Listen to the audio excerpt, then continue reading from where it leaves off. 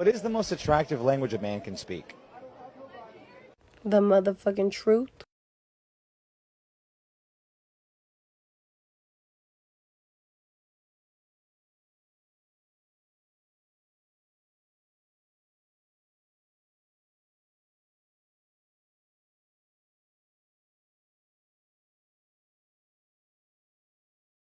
Shout out to that man from Baltimore, Gervonta Davis, for speaking the truth about Turki Alalshikh. James for the untouchable, true school sports.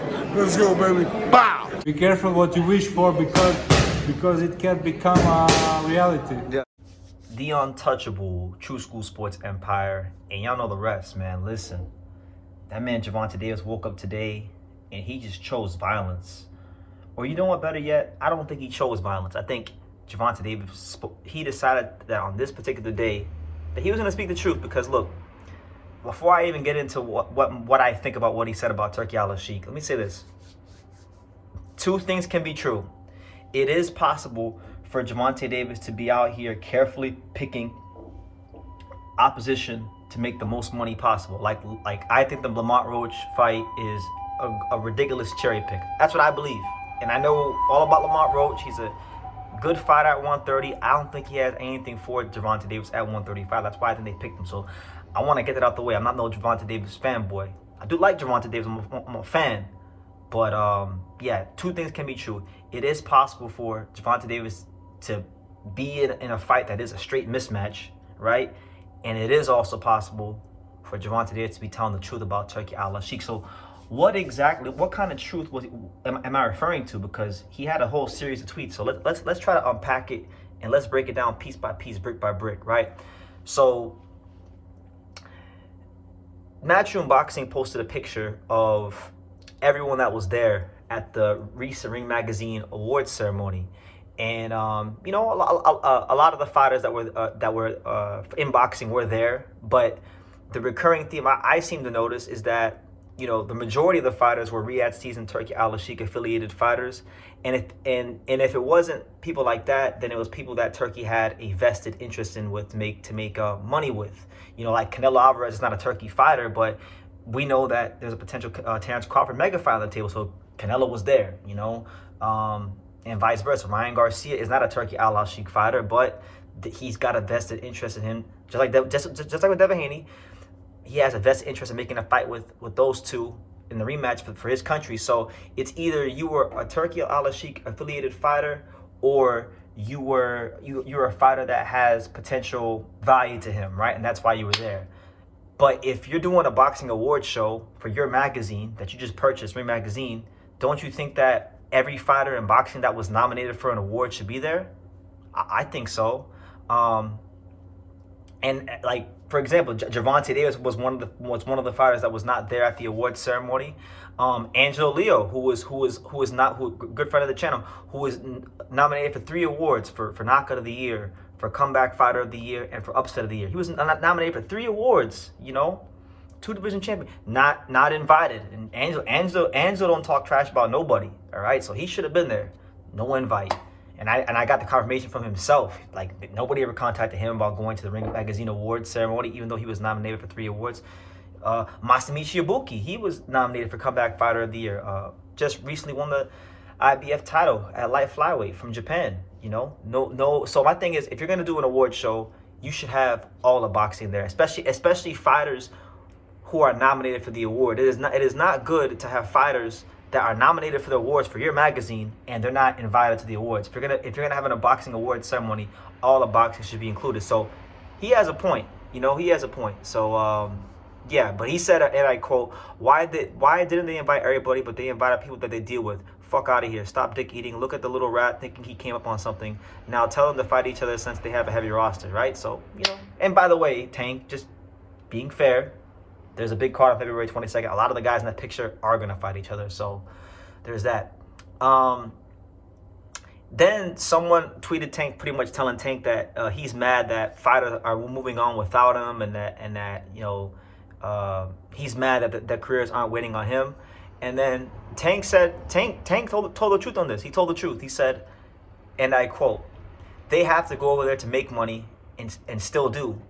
I sell where I'm from, bitch, America. And that is very true. Gervonta Davis is the biggest American fighter in boxing when it comes to selling tickets. And that includes being bigger than Terrence Crawford. Terrence Crawford does not move the needle, does not sell tickets like Gervonta Davis. Even if he's a more accomplished fighter, even if he's a better fighter in terms of what he's done in the ring, he's not a bigger draw. He does not move the needle in America like Gervonta Davis. That's a fact. And if anybody who goes to fights, who's been to a Crawford fight and who's been to a Tank fight will tell you that. That's the truth.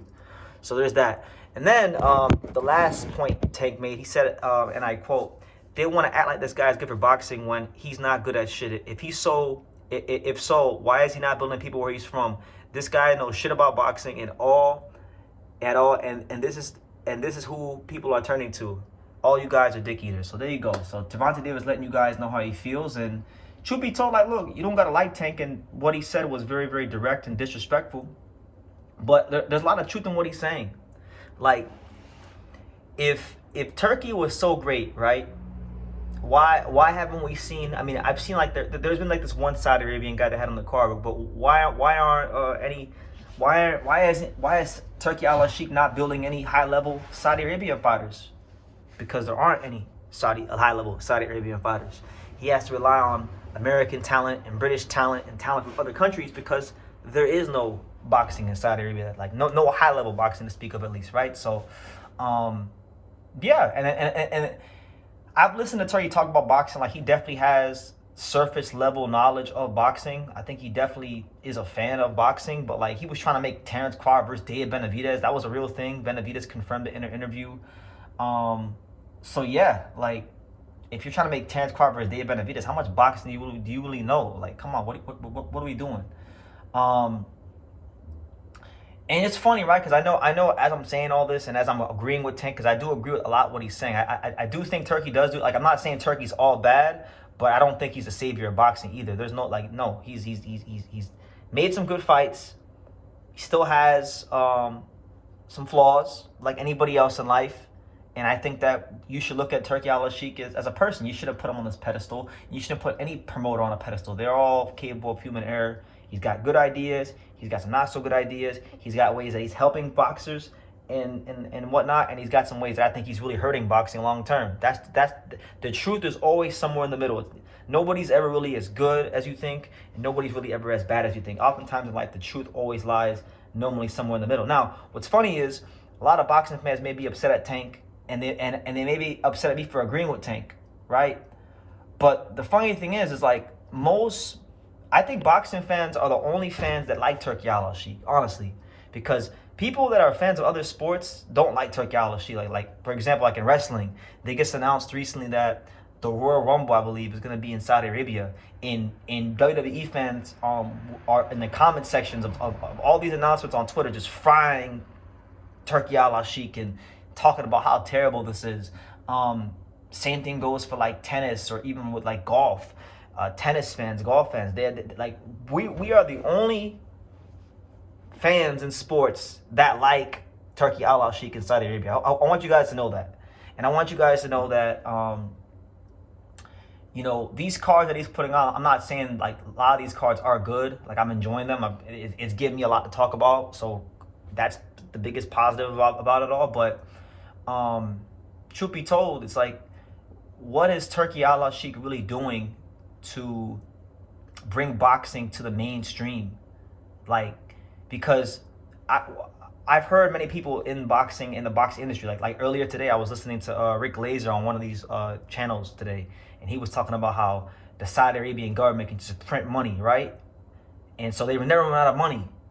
So if that's truly the case, if the Saudi Arabian government can just print money like it's nothing, and Turki Alalshikh has this war chest of money to play with, then why are fights being put behind a paywall? How can boxing return to the mainstream and get the critical acclaim it really deserves on a grander scale if boxing doesn't, get back to network television?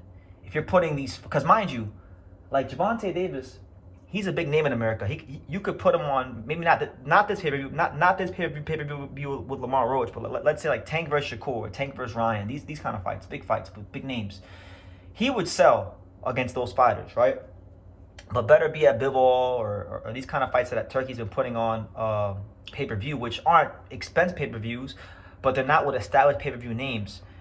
You're not going to be able to really make boxing as big as it could be if boxing is always being put behind a paywall. So I don't care if he dresses it up and puts a new shade of gloss over the problem. The same problems are there. The same recurring problems in boxing that are there with Al Heyman are actually still there with Turkey. But people don't want to address it with Turkey because, the media can't speak out against Turki Alalshikh. Let's be real, because I was reading a story earlier today that a man criticized Turkey for trying to take over Egyptian soccer, and basically he tweeted this tweet in 2019, and in 2021, when this guy was doing some work in Saudi, the Saudi Arabian government arrested him for speaking out. So people are scared to speak out because of what could happen to them. I don't give a damn. Truth be told, if you guys want the honest truth, God is my witness. I don't really care if I live or if I die, to be honest with you. I've lived a great life, so I'll say whatever I want to say. Nobody puts a key in true schools back. So whatever I can say, you guys can trust it's coming from a sincere place. What I'm saying is this. I just think that Tank has a lot of points. I think that the jury should still be out on Turkey because he's been good. He's good for boxing in the short term, and he has a couple decent ideas here and there, but there's still some recurring problems in boxing that the underlying problems in boxing that have been there for years are still not being addressed. And those underlying problems are things such as pay-per-view oversaturation, which we have in boxing like crazy. So that hasn't been addressed. He hasn't really done anything to make the sport more visible to the average Joe on the streets of, America or the UK or the big boxing markets in the world. What he has done, and I think it's not a bad thing entirely. What Turkey has done is he's made life better for the hardcore boxing fans. He's made some good fights that satisfy people like me, the hardcore boxing fans.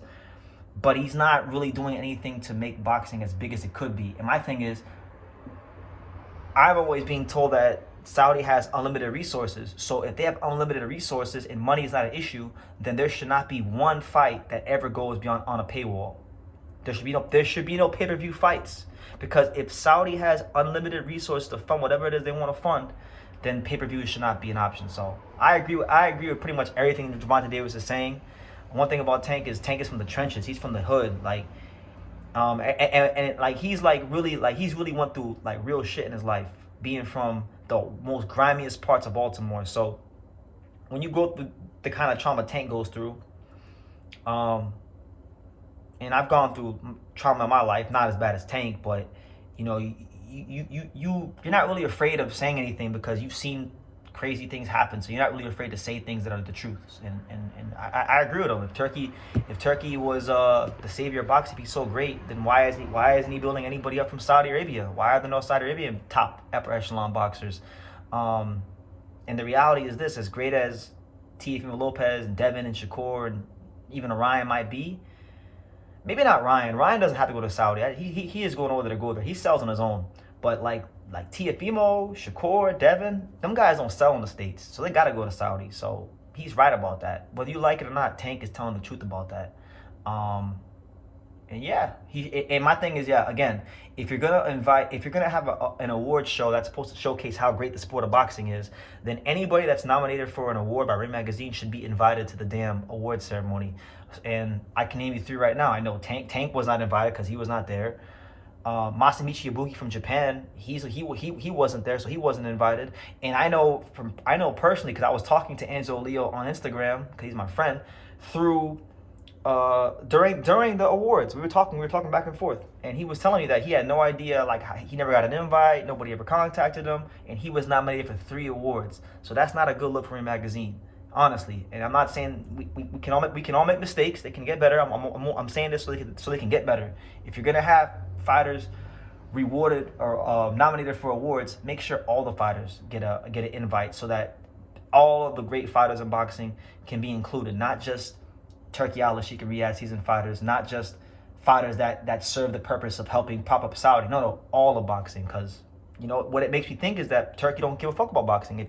If the fighters that don't serve him no purpose aren't there, then Turkey don't give a fuck about boxing. Nobody reached out to any of the other guys that were not Turkey affiliated And yeah, so leave your comments down below. Make sure you guys take the time to subscribe. Like I say in every single one of these videos, you can love me or you can hate me, but I'm just a kid from Daniel. So until next time, take your ass. Thank you for watching another video on the untouchable True School Sports Empire. For more great boxing content just like this, make sure you click right over here.